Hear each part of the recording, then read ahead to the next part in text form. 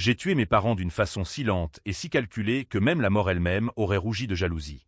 Ce n'était pas un coup de folie, non. C'était une symphonie de souffrance, chaque note jouée avec la précision d'un horloger suisse dérangé. Et tout a commencé par un ticket de loto froissé dans la poche d'un manteau que je n'aurais jamais dû porter. Paris, cette ville des lumières qui cache tant d'ombre, m'a vu naître et me briser 2 fois. J'avais 35 ans quand le destin a frappé à ma porte, ou plutôt, quand j'ai frappé au sien, déguisé en locumène. 5 millions d'euros. Une somme qui aurait pu racheter des vies, des rêves, des familles. Mais moi, Alexandre Duval, fils ingrat d'une lignée de traîtres, j'ai choisi de tester les miens. Pourquoi? Parce que l'amour, en France, est un vin fin, il ne supporte pas la chaleur de la vérité nue. Les rues de Montmartre, en cette fin d'automne 2024, étaient un labyrinthe de pavés luisants sous une pluie fine qui collait à la peau comme un reproche.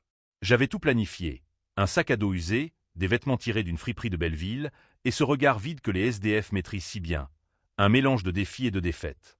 Mon appartement du Marais, avec ses parquets cirés et ses bibliothèques remplies de Balzac et de Camus, était verrouillé à double tour.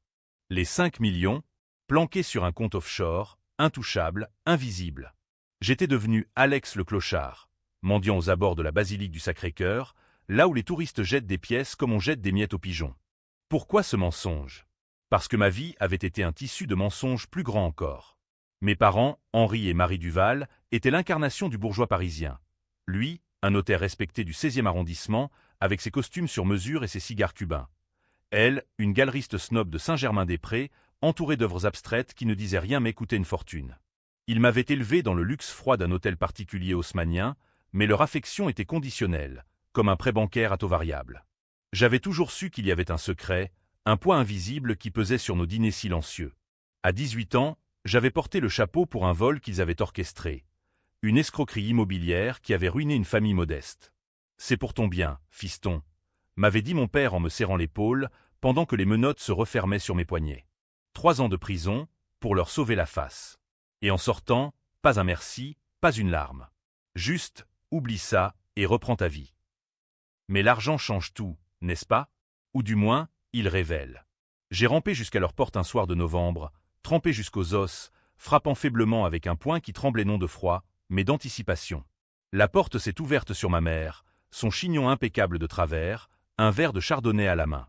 Qu'est-ce que... Alexandre. Sa voix était un mélange d'horreur et de dégoût, comme si j'étais un rat égaré dans sa cuisine en marbre. J'ai bredouillé une histoire larmoyante. Chômage, éviction, descente aux enfers. Maman, s'il te plaît. Juste un lit pour la nuit. Elle a hésité, jetant un œil par-dessus mon épaule vers la rue déserte. Puis, d'un ton sec, Henri, viens voir ça. Mon père est apparu, son visage rougeau encadré par des lunettes à monture d'or. Il m'a toisé de haut en bas, comme un expert évaluant une toile ratée. Qu'est-ce que tu fabriques dans cet état?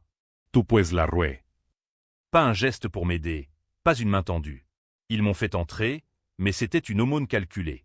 Assis à la table de la salle à manger, sous le lustre en cristal qui avait vu tant de mensonges, j'ai supplié. Juste de quoi me refaire. Un prêt, n'importe quoi. Ma mère a ri, un rire cristallin et cruel. Un prêt? Tu nous as déjà coûté cher, avec tes bêtises d'adolescent. Et maintenant, ça? Va voir l'armée du salut, ils sont faits pour les gens comme toi. Le choc m'a traversé comme un coup de poignard. Eux, qui avaient tout, la villa en Provence, les croisières en Méditerranée, refusaient de tendre la main à leur propre sang. J'ai feint la détresse, les larmes coulant sur mes joues sales, mais intérieurement, une braise s'allumait. Ce n'était pas seulement la trahison, c'était la confirmation d'un vide abyssal. Ils parlaient de moi comme d'un fardeau, un épisode embarrassant à oublier. Demain, tu pars, a tranché mon père en me jetant un billet de 20 € froissé. Et ne reviens pas avant d'avoir repris du poil de la bête. Cette nuit-là, dans la chambre d'amis aux rideaux tirés, j'ai entendu leur murmure à travers le mur. Il est fini, ce garçon. Peut-être qu'on devrait couper les ponts pour de bon. Ma mère, la voix suave, pense à notre réputation, Henri. Les Duval ne traînent pas avec des vagabonds. Réputation. Ce mot m'a rongé comme de l'acide.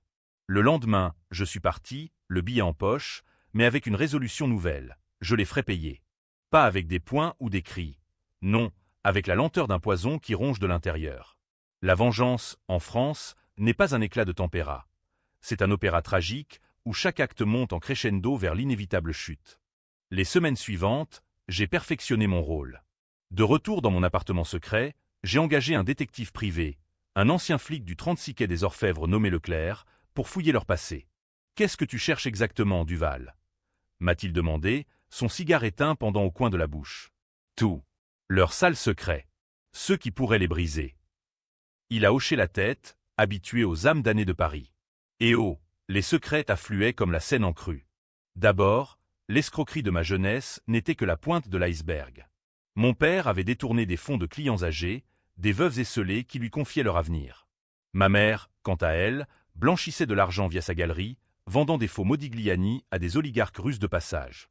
Mais le joyau noir, celui qui m'a fait vomir sur le tapis persan de mon salon. Ils avaient causé la mort d'oncle Philippe, mon parrain bien-aimé. Philippe, cet artiste bohème qui refusait de se plier à leur magouille. Une overdose accidentelle en 2015, mais les rapports toxicologiques parlaient d'une dose forcée de GHB. Pourquoi ? Il avait découvert leur fraude et menaçait de tout balancer au canard enchaîné. Et moi, innocent à l'époque, j'avais cru à l'histoire officielle, pleurant sur sa tombe au Père-Lachaise. La rage m'a consumé.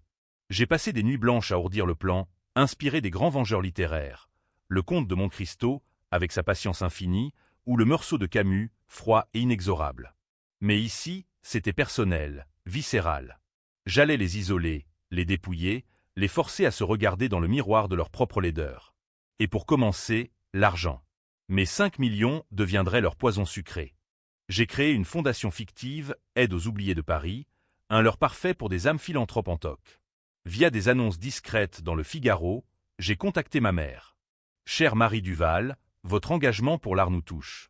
Seriez-vous intéressée à parrainer notre cause ?» Signé, Docteur Émile Laurent, un alias avec un CV bidon. Elle a mordu à l'hameçon, comme prévu. Un déjeuner au café de Flore, où elle sirotait son café au lait en parlant de son devoir social. J'étais là, incognito, en costume impeccable, observant depuis une table voisine. C'est noble, docteur. Combien pour démarrer ? 50 000 €, cash. Et ainsi de suite. Des dons qui s'accumulaient, prélevés sur leur compte que Leclerc avait piraté avec l'aide d'un hacker freelance. Bientôt, leurs finances vacillaient. Mon père, ce notaire pingre, a commencé à gratter du papier pour des prêts usuraires. Ma mère a vendu des bijoux de famille, ceux qu'elle jurait intouchables. Et moi, je les regardais sombrer depuis l'ombre, un verre de Bordeaux à la main, toastant à leur chute. Mais ce n'était que l'ouverture. Le vrai acte venait avec la révélation. Un soir de Noël, sous les guirlandes des Champs-Élysées, j'ai réapparu. Pas en clochard, mais en fantôme prospère, costume Armani, montre Patek Philippe, un sourire carnassier. J'ai sonné à leur porte, le sapin clignotant derrière les vitres embuées. Joyeux Noël, maman, papa, j'ai gagné au loto. Leurs yeux se sont écarquillés, incrédulité, puis avidité. 5 millions, ai-je ajouté, laissant le chiffre planer comme une promesse. Ma mère a failli s'étrangler avec son champagne. Mon Dieu, Alexandre, pourquoi ne pas nous avoir dit plus tôt ? Parce que je testais votre cœur, ai-je pensé. À voix haute, j'avais peur. Peur que vous me jugiez. Des embrassades forcées, des rires nerveux. Ils m'ont bombardé de questions. Comment dépenser, investir, nous aider un peu, hein ? J'ai promis la lune, une villa en Toscane, un fonds pour la galerie. Mais intérieurement, je comptais les coups. La revanche ne frappe pas d'un coup. Elle s'infiltre, comme la brume sur la Seine. Les mois suivants ont été un ballet macabre, une danse où je menais et ils suivaient, aveugles à la lame sous mon sourire. J'ai injecté de l'argent dans leur vie comme un dealer distribue sa cam. Juste assez pour les accrocher, jamais assez pour les sauver. Pour mon père, un investissement dans une start-up immobilière bidon que j'avais montée avec Leclerc, des appartements fantômes à la Défense, promettant des rendements de 20%. Il a hypothéqué l'hôtel particulier, vendant même sa collection de montres anciennes. C'est le futur Henri, jubilait-il au téléphone, que j'écoutais via un mouchard installé lors d'une visite surprise. Ma mère, plus subtile, a reçu des commandes fictives pour sa galerie. Des collectionneurs anonymes, en réalité des complices payés au noir, achetant des toiles à prix d'or. Mais chaque vente était un piège. L'argent transitait par des comptes que je vidais goutte à goutte, le renvoyant vers des associations réelles pour les SDF, une ironie que je savourais seul, dans mon bureau surplombant la tour Eiffel. « Tu es notre ange gardien, Alexandre », me disait-elle lors de nos dîners au Ritz, ses yeux brillant d'une gratitude feinte. Ange ? Non, Azazel, le démon vengeur. Mais la trahison ne se venge pas seulement avec des chiffres, elle exige du sang, ou du moins, son illusion. J'ai commencé à distiller les premiers poisons verbaux. Lors d'un souper familial, le premier depuis des années où l'on riait vraiment, ou du moins, où il riait, j'ai lâché une anecdote anodine. Vous vous souvenez de l'oncle Philippe? J'ai retrouvé ses carnets, l'autre jour. Il parlait beaucoup de vous deux, de vos affaires. Le silence est tombé comme une guillotine. Mon père a toussé dans son verre de cognac. Des bêtises de pochard. Oublie ça. Ma mère a changé de sujet, mais je voyais la sueur perler sur sa tempe. Peu à peu, j'ai resserré l'étau. Des lettres anonymes ont commencé à arriver, photocopies de documents que Leclerc avait exhumés des archives notariales. Henri Duval, fraude sur succession, 2008. Marie Duval, blanchiment via art contemporain, 2012. Pas assez pour alerter la police, mais suffisant pour semer le doute. Mon père a vieilli de 10 ans en un mois, ses mains tremblant sur ses dossiers.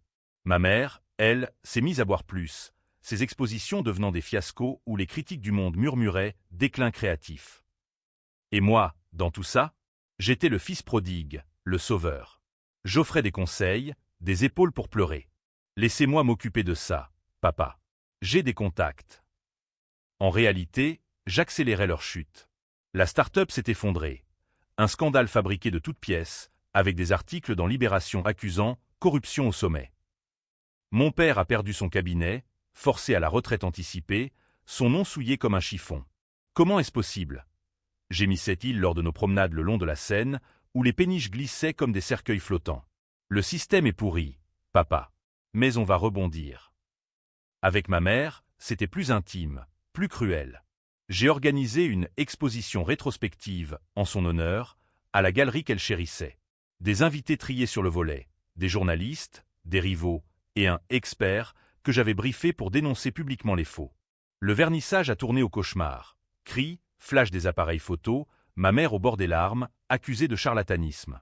C'est une erreur, hurlait-elle, tandis que je la consolais en coulisses.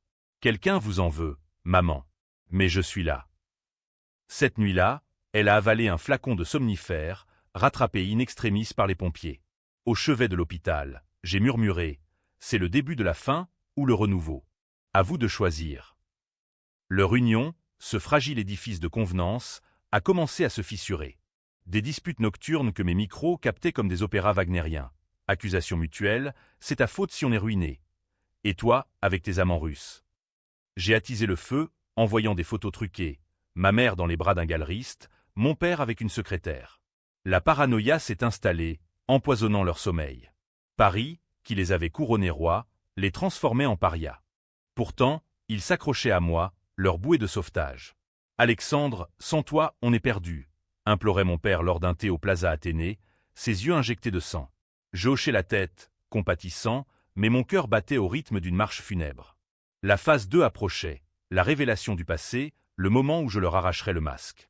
J'ai loué une maison isolée en Normandie, prétexte à un séjour familial pour se ressourcir. Loin de la ville, on va guérir, leur ai-je promis. Ils ont accepté, épuisés, brisés. Ce que je ne leur ai pas dit, c'est que les murs de cette bâtisse centenaire, avec ses cheminées noircies et ses fantômes oubliés, deviendraient leur prison. Le voyage en train, depuis la gare Saint-Lazare, était chargé d'une tension palpable. Ma mère serrait son sac à main comme un bouclier, mon père fixait la fenêtre où défilaient les banlieues grises. « Merci, fiston », a-t-il marmonné quand la voiture nous a déposés devant la grille rouillée. La maison, un manoir délabré du XIXe siècle, puait l'humidité et les souvenirs pourris. J'avais fait enlever les lignes téléphoniques, les routes étaient sinueuses, et mon assistant, un ex-tolard loyal, veillait au portail. C'est parfait pour l'introspection, ai-je dit en servant l'apéritif au salon, où un feu crépitait dans la cheminée. Les premiers jours, ce fut une trêve illusoire. Des promenades dans les dunes, des repas où l'on évoquait les bons vieux temps, avant que je ne lâche la première bombe. Le soir du 3e jour, autour d'une bouteille de calvados normand, j'ai posé les carnets de Philippe sur la table. Lisez ça. Ils savaient tout. Leurs visages se sont décomposés. Ma mère a balbutié. C'est absurde. Ton oncle était fou. Mon père, plus direct. Qu'est-ce que tu insinues, Alexandre? La vérité, papa. L'overdose n'en était pas une. Vous l'avez tué pour le faire taire. Le silence qui a suivi était assourdissant, rompu seulement par le tic-tac d'une horloge ancienne. Ma mère s'est effondrée en sanglots, mon père blême comme un linceul. C'était un accident. Il nous menaçait, on voulait juste le calmer. Les aveux ont coulé, un torrent de justifications égoïstes, la peur de la ruine, la préservation du nom familial. Et moi? J'ai porté le chapeau pour le vol, mais ça, vous ne me l'avez pas dit. Vous m'avez laissé pourrir en tôle pour vos péchés. La nuit a été un chaos de cris et de portes claquants. Ils ont tenté de partir, mais la voiture refusait de démarrer. Sabotée, bien sûr. On est piégé ici, a gémi ma mère le lendemain, le visage marqué par l'insomnie. J'ai souri, froidement. Bienvenue dans ma vengeance. Vous m'avez abandonné 2 fois. Une fois en me faisant porter vos crimes, l'autre en me jetant comme un chien. Maintenant, vous payez. La Normandie en hiver est un purgatoire. Vent hurlant qui fouette les falaises, mer grise qui murmure des promesses de noyade, et une solitude qui ronge l'âme comme la rouille un fer forgé. Dans cette maison, que j'avais rebaptisée la demeure des ombres, le temps s'étirait en filaments gluants. J'avais stocké de la nourriture pour des mois, des générateurs pour l'électricité, mais pas de moyens d'évasion. Mon assistant, Raoul, un colosse tatoué avec un passé de braquage à Marseille, montait la garde, son fusil de chasse chargé de sel et de plomb. Pas de bêtises, Duval, m'avait-il dit en empochant son avance. Je fais ça pour l'argent, pas pour tes drames de famille. Les jours se muèrent en semaines, un rituel de tourment psychologique que j'orchestrais avec la précision d'un metteur en scène sadien. Le matin, des petits déjeuners silencieux où je lisais à voix haute des articles sur leur disgrâce. Notaire Duval mis en examen pour fraude, Galerie Duval, un empire de faux-semblants. Ma mère, les yeux cernés, ne touchait plus à son pain grillé.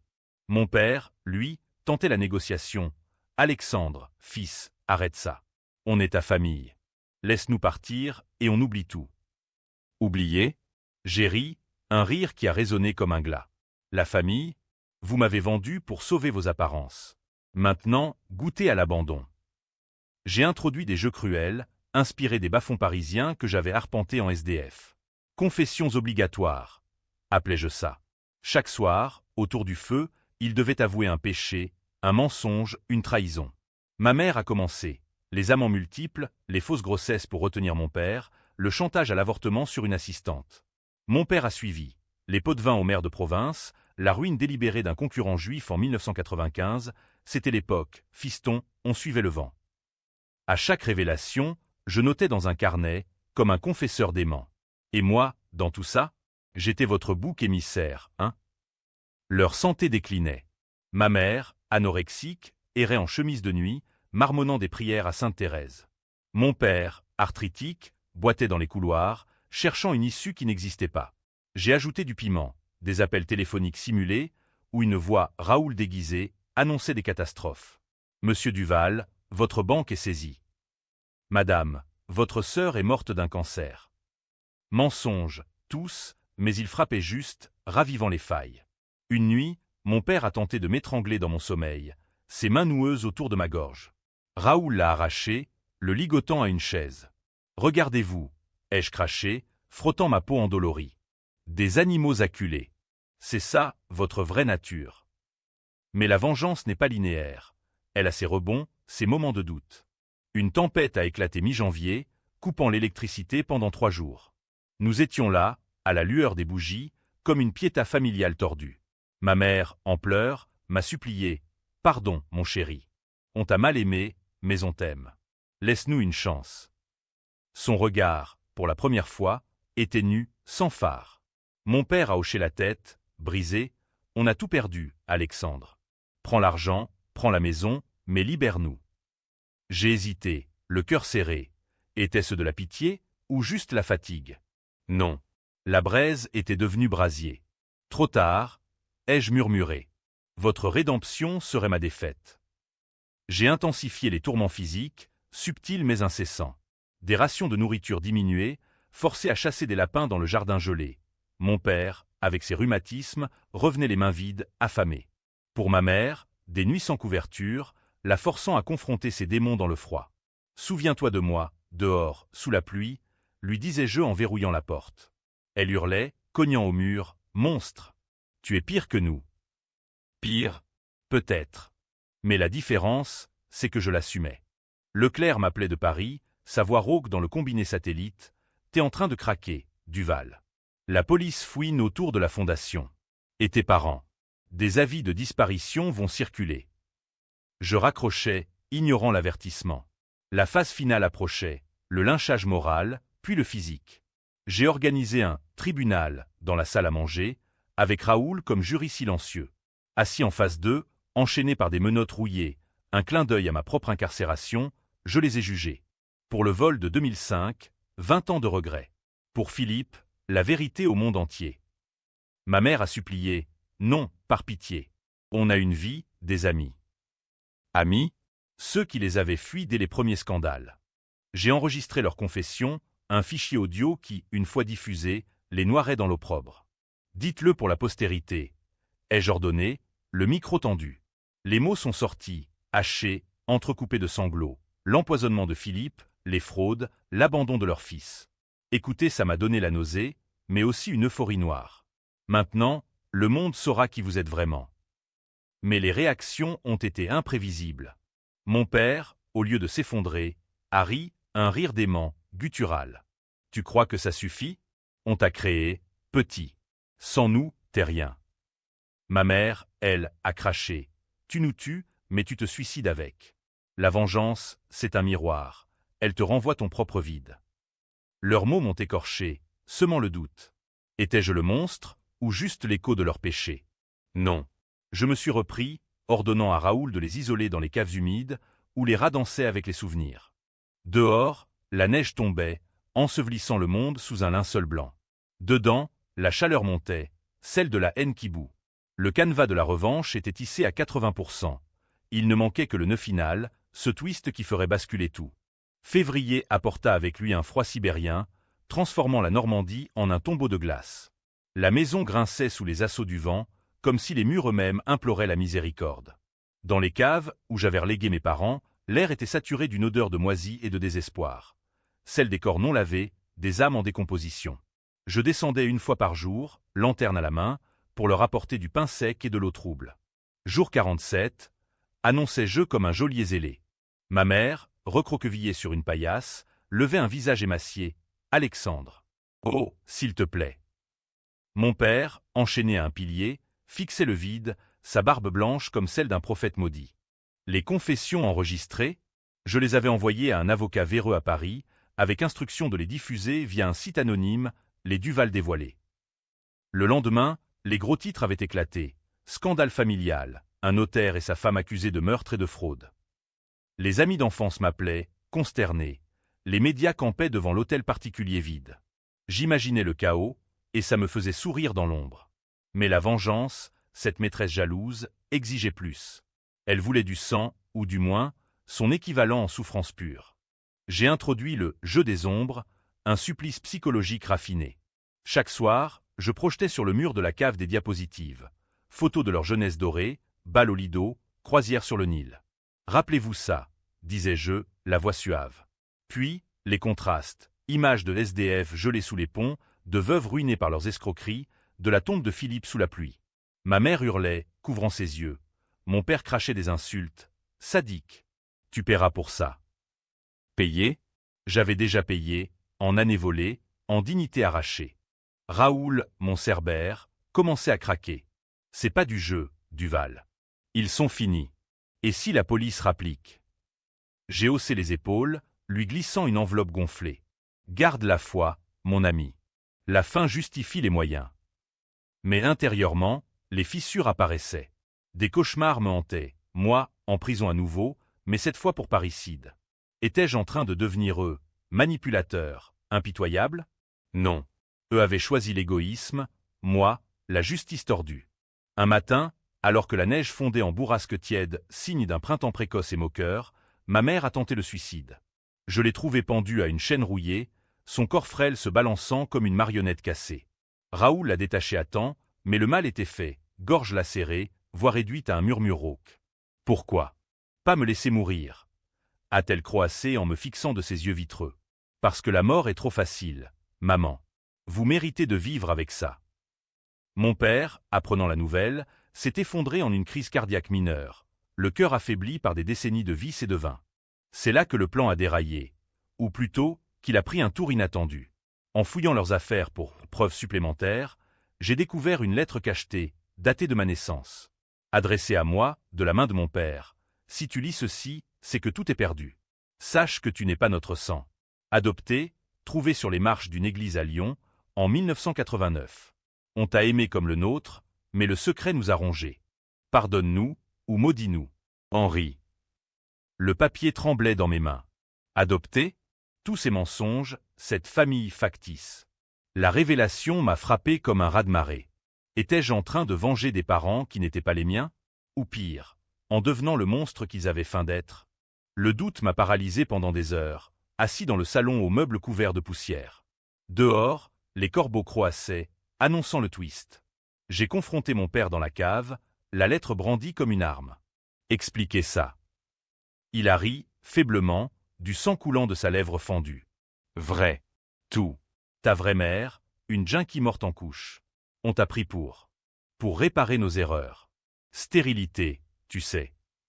Ma mère, à ses côtés, a ajouté d'une voix brisée. On t'a gâté, protégé. Le vol, c'était pour te tester, te lier à nous. Et quand t'es parti en tôle, on s'est senti coupable.